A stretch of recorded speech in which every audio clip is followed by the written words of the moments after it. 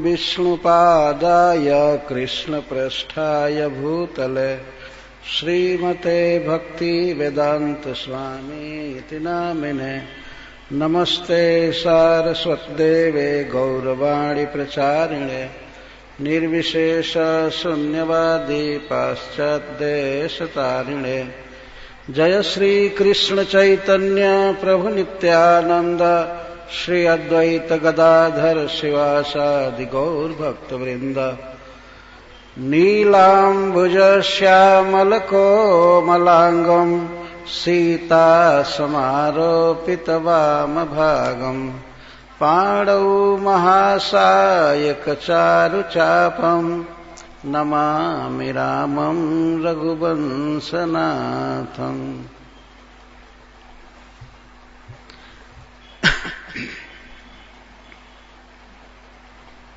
भगवान श्री राम की कथा चल रही है।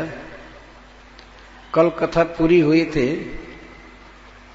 कैकेयी को कई प्रकार से मंथरा महाराज दशरथ के विरुद्ध भड़का रही है और अंत में वो सफल हो गई। कैकेयी जी को उसने कोप गृह में भेज दिया। कल मैं बताया था कि कोप गृह, कोप भवन का अर्थ है क्रोध का भवन।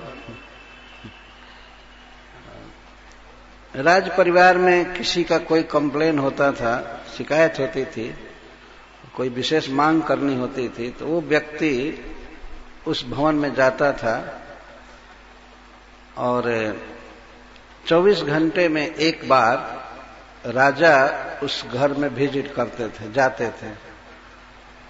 तो उसको सांत्वना देते थे, अपनी रानी को या अपने पुत्र को या मंत्री को। तो उसको कोप भवन कहा जाता है। तो 2 वर मांगने के लिए कैकेयी पहुंची कोप भवन में। खूब अच्छी तरह से पढ़ाया था मंथरा ने, खूब अच्छी तरह से। बिल्कुल विश्वास मत करना, ऐसा बोलेंगे कि लगेगा कि सचमुच तुमसे प्रेम कर रहे हैं, बात के धोखा में मत आना।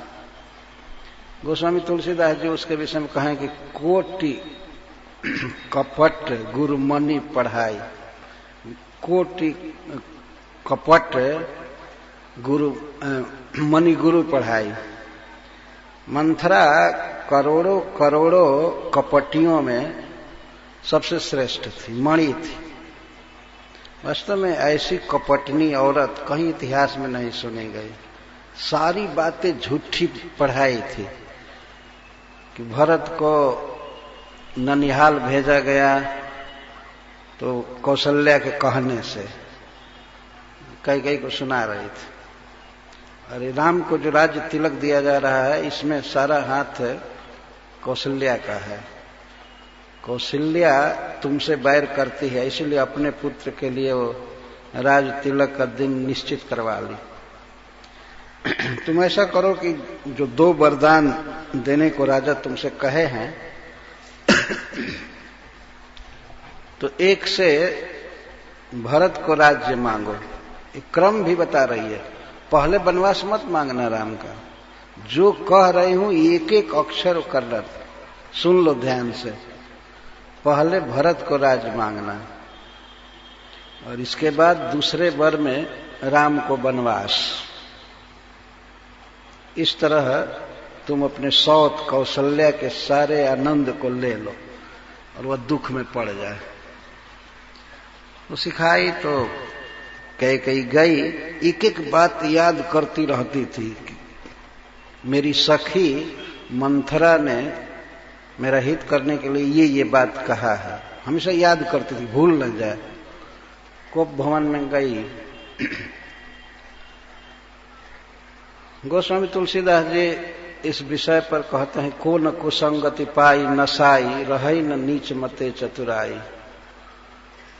कैकेयी जैसी महान महिला जो वास्तव में भगवान राम से स्नेह करती थी, निष्कपट, परंतु मंथरा जैसी मंदमती दासी का संग करने से, उसकी बात सुनने से वो नष्ट हो गई। तो को न कुसंगति पाई नसाई, रही न नीच मते चतुराई। अब कथा प्रारंभ कर रहे हैं। सांझ समय सानंद नृप गयउ कैकई गे, गवन निठुरता निकट किए जनु धरि देह स्नेह। शाम के समय महाराज दशरथ कैकई के घर में गए, कुप भवन नहीं, कैकई के घर में, राजभवन में गए मिलने के लिए। दिन भर राज तिलक के उत्सव की व्यवस्था में रह गए, मंत्रियों को आज्ञा देना, ये सामान मंगाना, ऐसे सजाना अयोध्या को, ये सब। तो शाम हो गई, उन्हें फुर्सत नहीं मिली कि अपनी पत्नी से वे इस बात की सूचना दे सकें। कैकई से वे बहुत प्रेम करते थे। तो सबसे पहले शाम के समय वे कैकई के घर गए। तीनों रानियों का अलग अलग भवन था, उसमें महाराज दशरथ जाते थे। तो सर्वप्रथम राम राज्याभिषेक की सूचना देने के लिए वे स्वयं ही कैकई के पास गए। सांझ समय सानंद नृप, आनंद में थे। श्री राम के राज तिलक की बात से उन्हें बड़ा उल्लास था, आनंद था, तो इसलिए वे आनंद में गए। सानंद, स आनंद, आनंद के साथ गए। कहां? कैकई गे। कैसा उनका जाना हुआ? कैकई को और महाराज दशरथ को बता रहे हैं गोस्वामी तुलसीदास जी कि गवन निठुरता निकट किए जनुधरि देह सने। ऐसा लगा कि मूर्तिमान प्रेम, मूर्तिमान स्नेह निष्ठुरता के पास जा रहा है। कैकई निष्ठुरता की मूर्तिमती स्वरूप है और महाराज दशरथ स्नेह के, प्रेम के। वे निष्कपट प्रेम करते थे कैकई से, अपनी रानियों से। जो पति का धर्म है, कर्तव्य है अपनी पत्नी को संतुष्ट रखना, तो इस धर्म के वे निर्वाहक थे। प्रेम से गए सूचना देने के लिए कि हमारी पत्नी बहुत प्रसन्न होगी, बहुत इसे आह्लाद होगा। एक खुशखबरी देने के लिए अपनी प्रिया के पास वे गए। परंतु प्रिया जी कैसी हैं? निष्ठुरता देवी एकदम मूर्तिमती हो गई, एकदम कठोर। कुब्जा ने ऐसा पढ़ाया था, कुबरी ने, कि वह द्रोह भर ली थी अपने हृदय में, कौशल्या के प्रति, राम के प्रति और महाराज दशरथ जी के प्रति।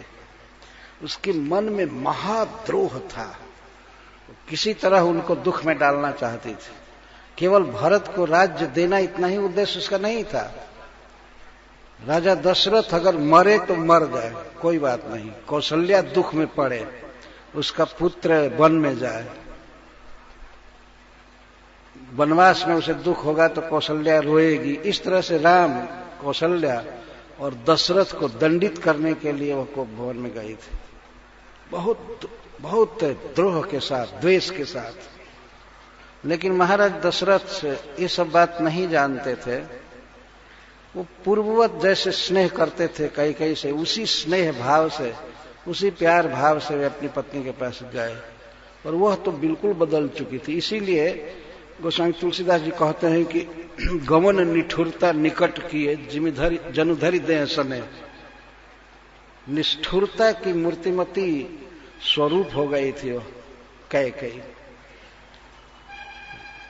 तो वो जब कैकई के भवन में पहुंचे तो वहीं पर मंथरा थी। वहां जाने के बाद महाराज भीतर घर में गए तो देखे अपनी प्यारी पत्नी नहीं है। तो पूछे उसी से, क्योंकि वह प्रसिद्ध दासी थी कैकई की, उसको खबर रहता था कि वो कहां गई है, कहां है। तो महाराज पूछे, मंथरा तुम्हारी स्वामिनी कहां है? तो वो कहती है, वाल्मीकि रामायण में लिखा गया है हमें तो कुछ पता नहीं है कि कहाँ गई है, लेकिन इधर से पता चला, दूसरे लोग बताए कि कोप भवन में गई है। यही भेजी थी, पूरा पट्टी पढ़ा करके भेजी थी, लेकिन कह रहे कि दूसरे किसी ने कहा कि कोप भवन में गई है। कोप भवन में सो तो रानी को कोई तकलीफ है, कोई दुख है मेरे प्रति व्यवहार में या अन्य किसी के प्रति, किसी ने उनको दुख दिया, तब तो वो गई है। तो कोप भवन सुन सख से उराऊ, भयबस अगहुड़ पर न पाऊ। कोप भवन की बात सुनकर कि मेरी पत्नी कैकेयी गई है कोप भवन में, इसको सुन करके राजा दशरथ सहम गए।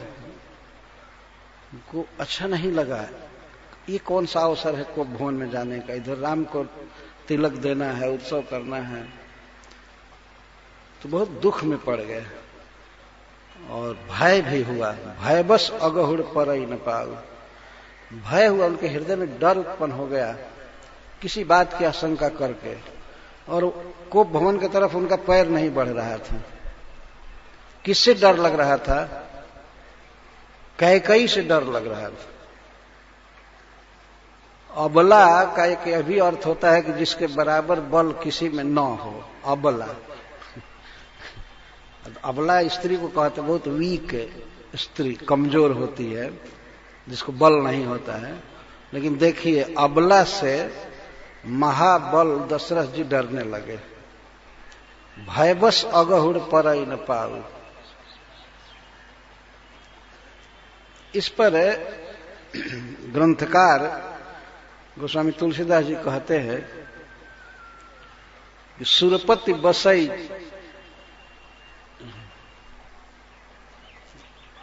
बाह बल जाके, नरपति सकल रही रुखता के। देवराज इंद्र भी दशरथ जी के बाहों की छत्र छाया में रहते थे, जो देवताओं के राजा हैं। कई बार दशरथ जी ने उनका साथ दिया था, राक्षसों का वध किया था, तब देवराज इंद्र सुख से स्वर्ग में रहते हैं, शासन करते हैं। और इस पृथ्वी पर के जितने भी नरेश थे, राजा थे, वे सब महाराज दशरथ का रुख देख करके चलते थे, उनके अनुकूल रहते थे। इसका अर्थ सोसुनि तीर विष गयऊ सुखाई, देखऊं काम प्रताप बढ़ाई। वो अपने पत्नी का कोप या मान सुन करके गयऊ सुखाई, और सुख गए, एकदम खिन्न हो गए, उदास हो गए। और सुखाई का अर्थ इतना ही नहीं है, वो शारीरिक भी प्रभाव पड़ा, मन का ऐसा असर होता है। अपने पत्नी के क्रोध को सुन करके वो सुख गए। देखिए काम का कितना बड़ा प्रभाव है और इसकी कितनी बड़ी महिमा है। सूल कुलिस असि अंग निवारे, ते रतिनाथ सुमन सरमार। ये इतिहास बताता है कि जो लोग अपने शरीर पर वज्र की भी चोट सह सकते हैं, शिव जी का त्रिशूल भी एक बार आवे तो उसे भी सह लेंगे, तलवार सह लेंगे, लेकिन कामदेव के फूल का बाण नहीं सह सकते। ते रतिनाथ सुमन सरमार।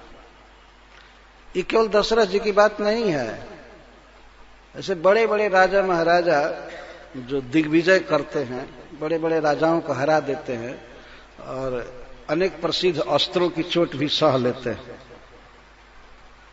युद्ध में इस तरह विजयी होते हैं, पर कामदेव के सामने सब परास्त हो जाते हैं। और जबकि फूल का बाण मारता है, पुष्प बाण। तो यहां ये संकेत दिया जा रहा है कि महाराज दशरथ कामी थे, वो बहुत आसक्त रहते थे कैकेयी में।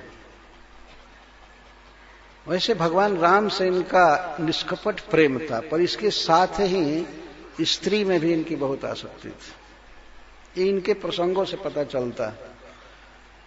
अन्यथा तुलसीदास जी इस समय ये क्यों कहते कि ते रतिनाथ सुमन सर मारे, इसका मतलब बड़े बड़े लोग मारे गए और राजा दशरथ भी यहां मारे गए हैं कामदेव के द्वारा।